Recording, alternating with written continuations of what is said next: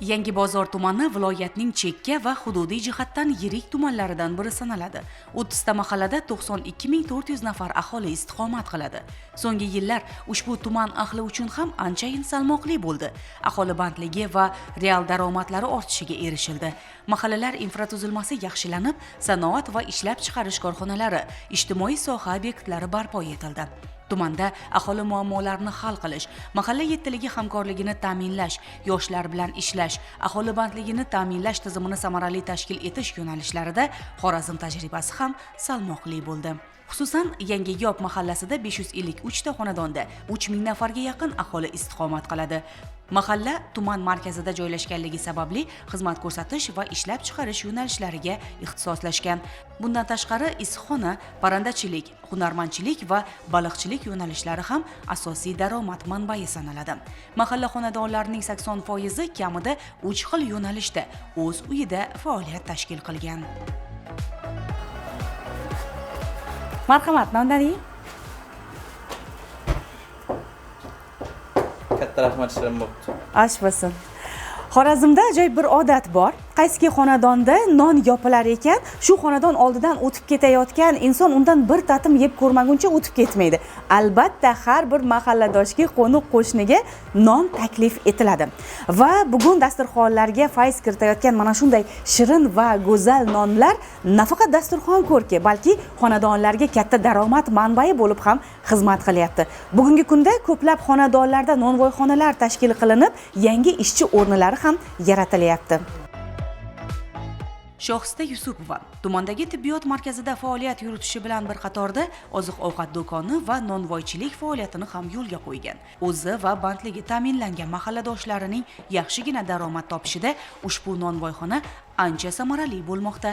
Mohir nonvoylar tomonidan kuniga 500 tadan 800 tagacha non tayyorlanib, asosan do'kon va rastalarga yetkazib beriladi.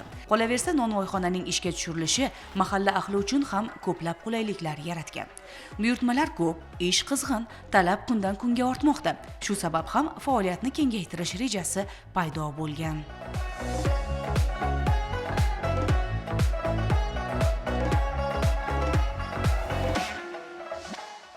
Halol mehnatda gap ko'p. Farzandlarimizni halol mehnat qilib boqish uchun o'zimiz davlat ishida ishlasak ham qo'shimcha daromad qilish maqsadida o'zimiz xo'jayinim bilan kelishgan holda nonvoyxona ochdik. Mahallamizni ishsiz yurgan yosh qatlamlarini ish bilan ta'minladik qo'ldan kelganicha. Hozircha shu kichkina bo'lsa ham shu nonvoyxona faoliyatini olib boryapmiz. 7 ta ishchi xodimimiz bor. Kelajakda ish faoliyatini kengaytirib, mahallamiz ishsiz yurgan yoshlarni ish bilan ta'minlash maqsadida ish faoliyatimni bundan ham kengaytirish niyatim bor. Nonvoychilikning zavqi, nonlaringiz chiroyli bo'lib, shirin bo'lib, magazinlarda turganini ko'rib, unda ham bir quvonasiz. To'y hashamlarda, tadbirlarda stol ustida chiroyli bo'lib turganini ko'rib, unda ham quvonasiz. Zavqi shunda. Odamlarda rahmat aytganini, kelib minnatdorchilik bildirib ketganini ko'rib, unda ham yana bir quvonasiz. Hali rejalarimiz katta, xudo xolasa xo'jayinim bilan shirinliklar ishlab chiqarmoqchiman. Non mahsulotlarini sonini, turini ko'paytirmoqchiman. Tavsiya qilaman. Bu qo'shimcha daromad, bu ham oila byudjetiga bu ham yaxshi. Farzandlarimizni o'qitamiz shuni orqasidan. Mana bu yil qizim xudo xolasa 11-sinfni bitiryapti. Uni o'qitmoqchiman, shu nonvoyxonani orqasidan o'qitaman deb niyat qilyapman. Mahallada Shohistaxonga o'xshagan tadbirkor ayollar ko'pchilikni tashkil etadi. Muhimi, ularning safi ortib boryapti.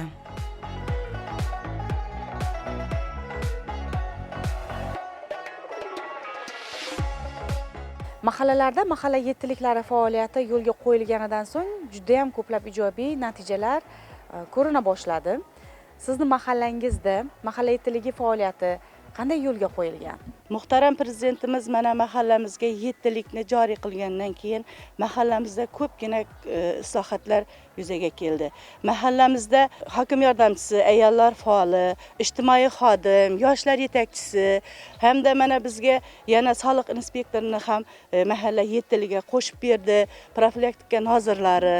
Birgalikda hammamiz oldin mahalla reislar faqat bitta kotib bilan ishlagan. Hozir yettilik bilan jiftlashib birga ishlayapmiz. qilyapmiz.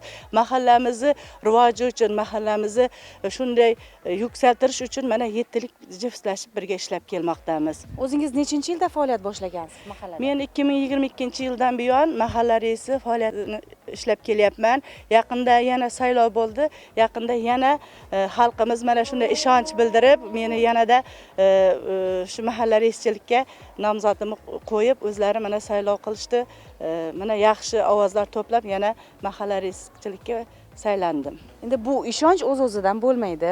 Demak, mahalla raisi tashabbuskor bo'lsa, xalq uchun nimadir qila olsa, qandaydir bir yangiliklar qila olsa, ularni haqiqatdan ham bir qo'llab-quvvatlay olsa, shu nomzodga ovoz berishadi, to'g'rimi? Qanday misollarni faxrlanib siz ayta olasiz faoliyatingiz davomida amalga oshirgan? Mahallamiz faoliyati davomida amalga oshirilgan ishlarimiz juda ham ko'p. Mana 7 yillik bilan birgalikda ishsiz yoshlarini hammasini ish bilan bandligini ta'minlab kelyapmiz. Mana ko'p xonadonlarni ta'mirdan chiqarib berganmiz. Ayollarimiz bor, ishsiz ayollarimizni ishga bandlab kelyapmiz. Mahallamizni yonida Navro'z mahallasida fabrikalar bor, mana shularga ishlarga joylab kelyapmiz. Mahallamizni obodligi uchun ichki ko'chalarimizni asfalt qilyapmiz. Yo'lakchalar, tungi chiroqlar o'rnatyapmiz. Endi mahallamiz yana bir quvonarli joyimiz kelib turibdi. Endi mahallamiz Islom taraqqiyot bankiga tushgan. Mana shu Islom taraqqiyot bilan birgalikda biz hamma mahallamiz ichki ko'chalari, vodoprovodlarimiz, tungi chiroqlarimiz, bolalar o'yingohlari hamma yerimiz ta'mirdan chiqadi, ajoyib mahalla bo'lib yetishadi. Hozir ham yomon emas, juda ham ko'plab ko'chalarga kirdik. Ko'chalar obod. Dehqonchilik, bog'dorchilik bilan shug'ullanayotgan insonlar ko'p. Ayniqsa o'zini shaxsiy tomorqasiga juda katta e'tibor qaratar ekan, bu yerdagi xalq. Demak, aholi xonadonlaridagi tomorqalar bilan ishlash faoliyati qanday yo'lga qo'yilgan? Ular o'z tomorqasidan ro'zg'orlarga baraka kirita olyaptimi?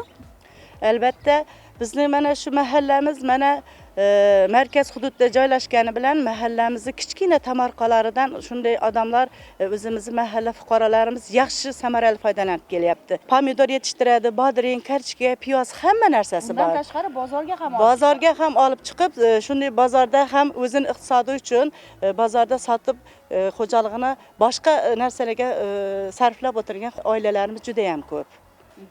Issiqxonachilikni rivojlantirishchi issiqxona tarmoqlari ham bor adashmasam, to'g'rimi mahallada? To'g'ri, mahallamizda mana xonadonlarda issiqxona faoliyatini qilib rivojlantirib o'tirgan xonadonlarimiz bor. Tinchlik ko'chamizda bor, Fidokor ko'chamizda bir qancha issiqxonadan foydalanib kelayotgan mahalladoshlarimiz, fuqarolarimiz juda ham ko'p. Bizning mahallamizda ish bilan band bo'lgan fuqarolar uncha ko'p emas. 86 nafarni tashkil etadi. Fuqarolar bilan ham hozir ishlab turibmiz, ish bandligini qilyapmiz birgalikda. Mana o'zingiz guvoh bo'lib turibsiz. Mana xonadonlarimiz obod, hammasi. Bir qarich yeridan ham bekor qoldirishmagan. Xonadonlarimiz, ko'chalarimiz obod. Birinchi navbatda bizning aholimiz xonadondan boshlaydi. Xonadoni keyin ko'chasi bilan boshlab mana hamma joyimiz obod. Mana shunday tashabbus bilan hammasi yaxshi farovon hayot kechirib kelmoqda. Yangiyo'l mahallasiga yo'lingiz tushsa, mahoratli temirchi usta qaysi xonadonda yashaydi deb so'rasangiz, hech ikkilanmay G'ulomjon Karimovning ustaxonasini ko'rsatishadi. Bu yerda har kuni ish qizg'in. Tayyor mahsulotlar viloyatning turli manzillariga yetkazib berilyapti. Talabga yarasha sifat va tezkorlik mavjud. Asosiysi, mahalla yoshlari ushbu ustaxonada kasb sirlarini o'rganish bilan birga shaxsiy daromadiga ham ega.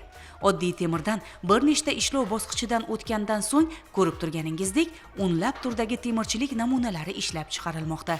Mahallalarda ishbilarmonlik muhitini yaratish, tadbirkor va hunarmandlar sonini ko'paytirish orqali aholi bandligini ta'minlash eng qulay yo'l. Yangiyo'l mahallasida bunga e'tibor katta.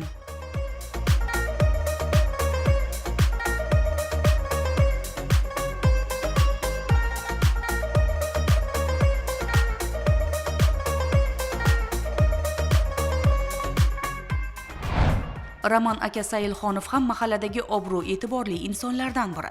Yoshligidan asalarichilik ilmini o'zlashtirib, o'z uyida bu faoliyatdan yaxshigina daromad topib kelyapti. Bilishimizcha, uning tajribasini qo'ni-qo'shnilar ham o'zlashtirgan. Bu yerda 130 ta asalari oilasi parvarishlanyapti. Mehr va e'tiborni his qilganidan keyin asalarilar ham tinmay o'z hosilini beraverar ekan. Ishning siri halol mehnat va ishtiyoqda, deydi qahramonimiz.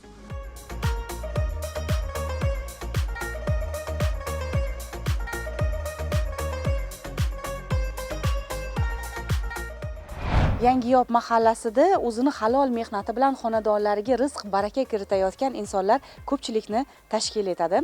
Shulardan biri Roman akamiz bilan hozir suhbatlashamiz.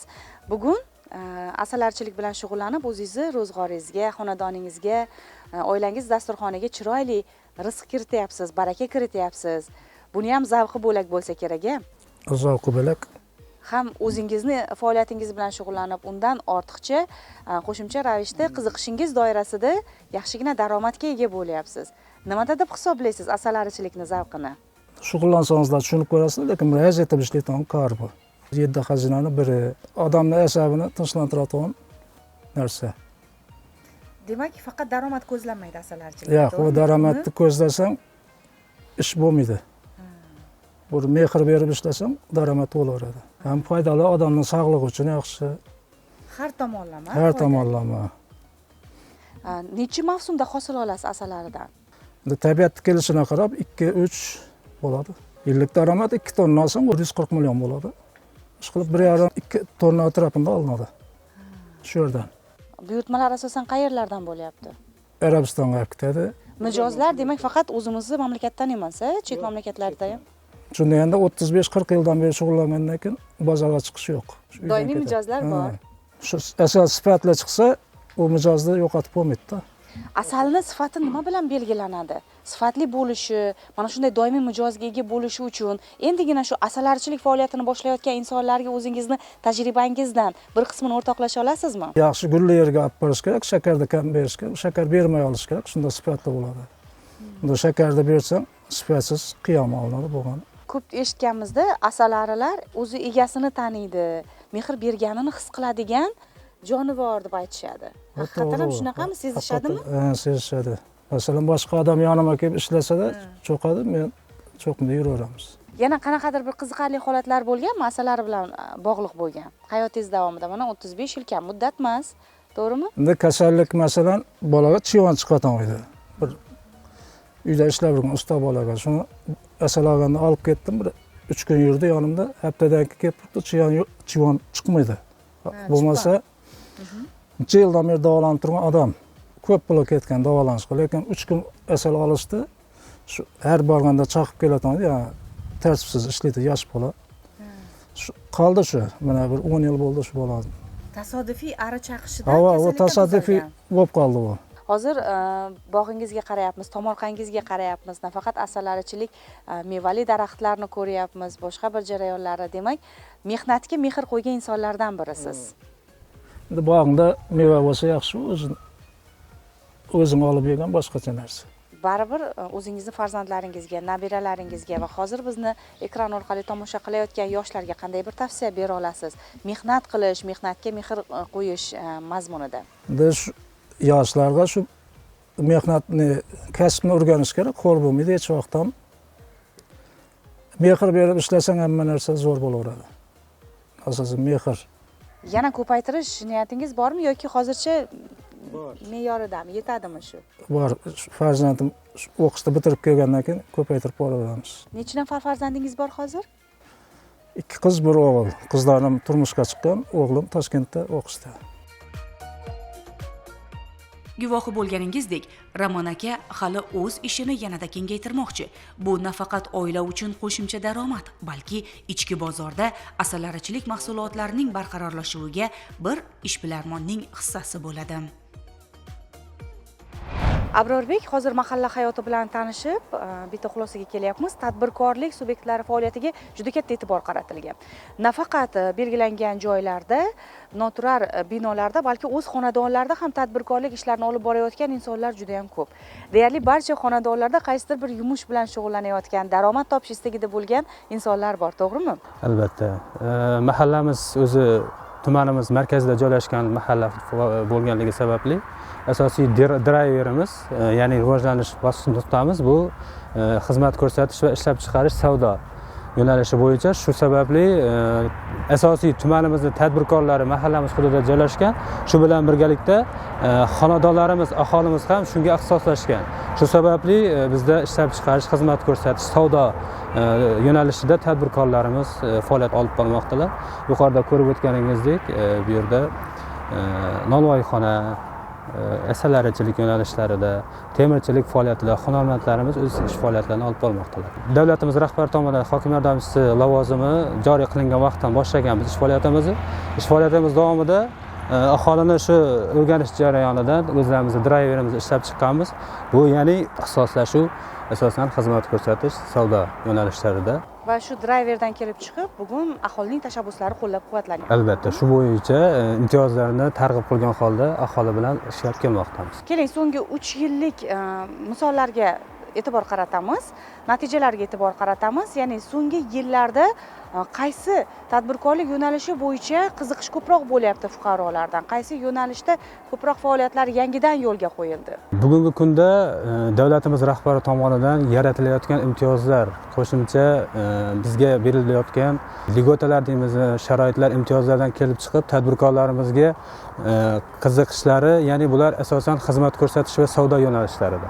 Bunga misol qilib go'zallik salonlari, sartaroshxonalar, nonvoy xonalar, Shahar markazida asosan ularga talab kuchli. shahar markazi asosan shularga talab kuchli hamda aholi asosan gavjum bo'ladigan hudud bo'lganligi sababli bu yerda xizmat ko'rsatish asosan rivojlangan. Avtomobillarga texnik xizmat ko'rsatish yo'nalishlarida, yuqorida aytib o'tganimdek nonvoyxona, umumiy ovqatlanish markazlarini tashkil qilib, ularning faoliyatini kengaytirib bormoqdamiz. O'tgan yilning 2024-yil davomida prezidentimiz tomonidan chiqarilgan 306-sonli qaror bo'yicha 37 nafar yuridik va jismoniy shaxslarga 100 million va 100 milliondan ziyod ortiq miqdorda kreditlar ajratganmiz. Bir yilning o'zida. Bu tumanimiz miqyosida bizning mahalladan eng ko'p miqdorda kredit ajratilgan. Bu ham o'z navbatida tadbirkorlik subyektlarining yaratilayotgan sharoitlarga, imtiyozlarga qiziqishini bildiradi hamda tadbirkorlik faoliyatini rivojlantirib, qo'shimcha ish o'rinlari yaratishiga sabab bo'lmoqda bugungi kunda. Bugungi kunda mahallalarda kambag'allikni qisqartirishga va aholi bandligini ta'minlashga juda ham katta e'tibor qaratilyapti. Bu bo'yicha qanday faoliyat yo'lga qo'yilgan, qanday bir samarali ishlar olib borilyapti sizning mahallangizda?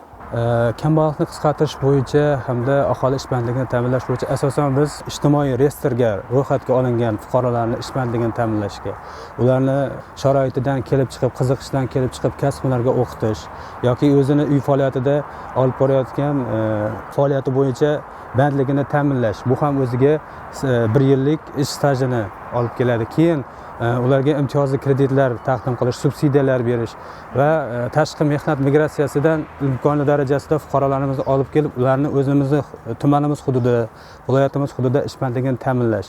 Bu yerdagi sharoit bilan qiziqtirib, imtiyozli kreditlar, subsidiyalar, kasb-hunarga o'qitish orqali bandligini ta'minlash, bo'sh ish o'rinlari bilan tanishtirish orqali ularni daromadini, bandligini ta'minlab kelmoqdamiz bugungi kunda. Kambag'allikdan chiqarish bo'yicha ham mahalla yettiligi bilan bir qator ishlarni amalga oshirganmiz. Mahallamiz hududi bugungi kunda ijtimoiy reyestrda turganlar soni bo'yicha menimcha tumanda yetakchi o'rinlarda turadi. Yaxshi samarali natijalar juda ham ko'p va joriy yil uchun ham tadbirkorlik subyektlari yangidan bunyod etilishi ko'zda tutilganmi? Rejalar bo'lsa kerak.